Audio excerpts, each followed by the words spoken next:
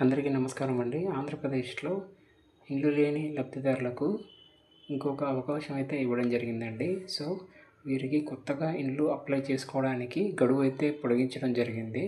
So దానికి సంబంధించిన వివరాలు అనేది ఈ వీడియోలో తెలియజేస్తాను. మినిస్ట్రీ ఆఫ్ హౌసింగ్ వాళ్ళు అయితే 21వ తేదీన ఈ జీవో అయితే రిలీజ్ చేశారండి.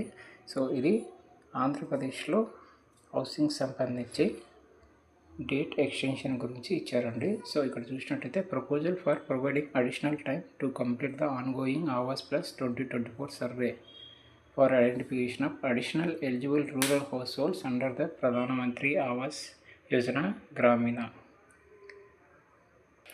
సో గ్రామీణ ప్రాంతాలలో ప్రస్తుతం అయితే ఆవాస్ ప్లస్ 2024 సర్వే అయితే నిర్వహిస్తున్నారు. ఈ సర్వేలో భాగంగా ఇండ్లు లేని పేదవారికి గుర్తించి వారికి ఇండ్లు అయితే మంజూరు చేయడం జరుగుతుంది.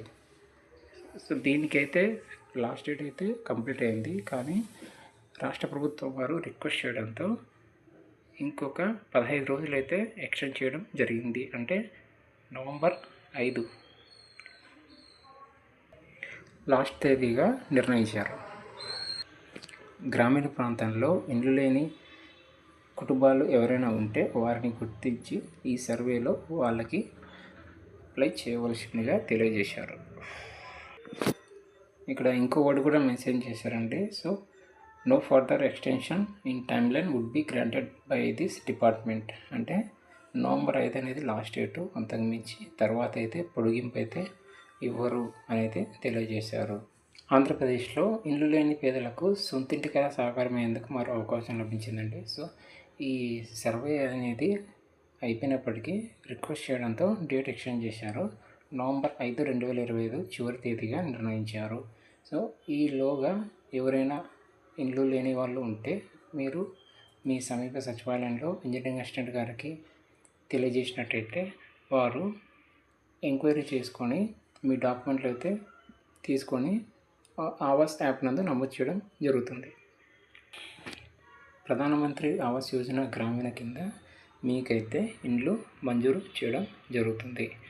సో దీనికి వచ్చేసి మెయిన్గా గ్రామీణ ప్రాంతాల్లో ఇల్లు లేని పేద కుటుంబాలు, అలాగే మహిళల పేరు మీదుగా అర్జీ అయితే తీసుకోవడం జరుగుతుంది. దీనికి సంబంధించి అర్జీ అనేది మీ సమీప సచివాలయంలో ఇంజనీరింగ్ అసిస్టెంట్ గారికి అడిగినట్టయితే వారు ఎంక్వైరీ చేసుకొని మీ పేర్లు అయితే నమోదు చేయడం జరుగుతుంది. సో దీనికి కావాల్సిన డాక్యుమెంట్లు వచ్చేసి మీ యొక్క కుటుంబ వివరాలు, ఆదాయ ధృవీకరణ పత్రము, కుల ధృవీకరణ పత్రము, అలాగే బియ్యం card, mobile number, Aadhaar card. Mobile number అంటే ఆధార్ కార్డుకు లింక్ అయి ఉండాలి, అలాగే బ్యాంక్ అకౌంటు. ఈ పథకం కింద లబ్ధిదారులకు 1,20,000 అయితే కేంద్ర ప్రభుత్వం రిలీజ్ చేయడం జరుగుతుందండి. రాష్ట్ర ప్రభుత్వం వారు 1,80,000 లబ్ధిదారులకు రిలీజ్ చేయడం జరుగుతుంది.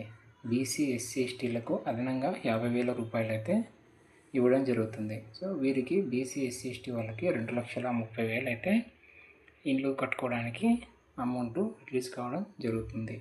సో ఇంకా ఎవరైనా ఎలిజిబుల్ వాళ్ళు ఉంటే మీ సమీప సచివాలయంలో వెళ్ళి అడిగినట్టయితే మీకు నమోదు చేయడం జరుగుతుంది. నవంబర్ 5 అనేది లాస్ట్ డేటు, తర్వాత పొడిగింపు అయితే ఉండదండి. ఖచ్చితంగా నవంబర్ 5 లోపు మీరు అర్జీ అయితే పెట్టుకోవచ్చు. Thank you.